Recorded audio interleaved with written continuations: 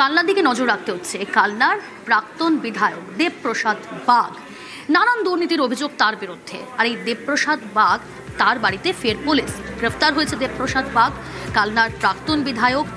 আজকে পুলিশ পৌঁছেছে আবার তাকে সঙ্গে নিয়ে। ঠিক কী কারণে তল্লাশি চলছে, কি উদ্ধার, কি জানা হচ্ছে তার কাছ থেকে, ইতিমধ্যেই তো জেরা করা হচ্ছে।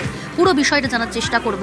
নবকুমার রয়েছে আমার সঙ্গে। তবে তার আগে আরও একবার জানাই, কালনার প্রাক্তন বিধায়ক দেবপ্রসাদ বাগ, তার বাড়িতে পৌঁছল পুলিশ। ত্রাণ সামগ্রী চুরির অভিযোগ, এছাড়াও একাধিক দুর্নীতির অভিযোগ তার বিরুদ্ধে।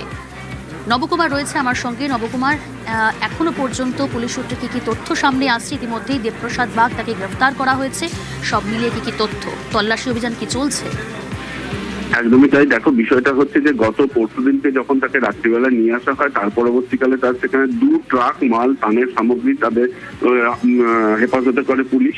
এবং গতকাল রাত্রিবেলা 12টা নাগাদ তাকে নিয়ে আসা হয়।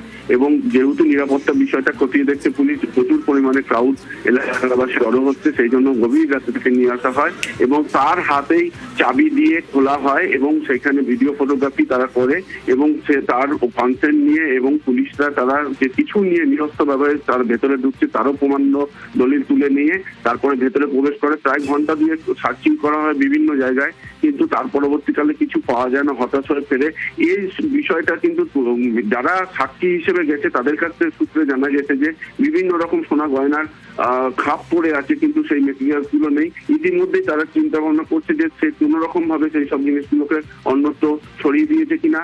সেই বিষয় নিয়ে রীতিমতন ভাবে পুলিশরা অন্য হয়ে চারদিকে তদন্ত করছে এবং অন্যান্য যারা অনুগামী আছে তার সেগুলো বিষয় থেকে খতিয়ে দেখা হচ্ছে।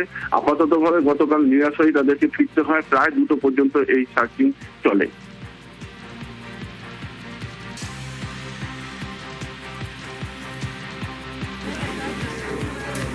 নবকুমার, তুমি যেমনটা বলেছে, সাক্ষীদের নিয়ে ফের দেবপ্রসাদের বাড়িতে পুলিশ। এবং এই দেবপ্রসাদ বাগ, প্রাক্তন বিধায়ক, তার বিরুদ্ধে ত্রাণ সামগ্রী চুরির অভিযোগ, ত্রাণ দুর্নীতির অভিযোগ। একজন বিধায়কের বিরুদ্ধে, প্রাক্তন বিধায়ক তিনি কালনার, এখনো পর্যন্ত গ্রেফতার করা হয়েছে তাকে, জেরা করা হচ্ছে।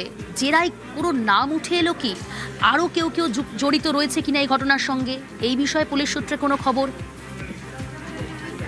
সূত্রে খবর হয়েছে যে গতকালকেও আমরা বিশেষ করে তার যে অনুগামী হিসেবে যারা রয়েছে তাদের মধ্যে যা সূত্রে খবর, তার যে বিআই আছে মধু সাহা এবং এখানে যারা আছেন আনাদার ভাবে গোপাল তেওয়ারি থেকে শুরু করে এর আগে যাদের বিভিন্ন নাম আছে তাদেরও পুলিশ গোপন সূত্রে খবর পেয়ে তাদের বিভিন্ন জায়গায় তারা চেষ্টা করছে তাদেরকে নিয়ে আসার জন্য। নজর রাখো নবকুমার। বেশ।